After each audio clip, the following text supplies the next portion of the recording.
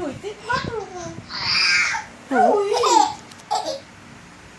Rồi. Xong chưa?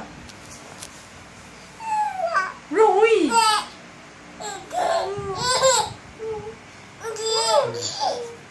Rồi. Rồi. Rồi. Rồi. Che miệng hả? Con che miệng hả? Con che miệng con cười hả? Rồi. Rồi. Con biển liễn hả? Con biển liễn.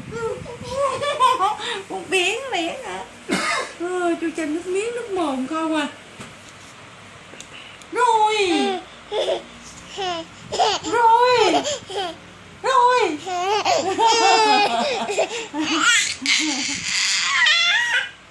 Rồi.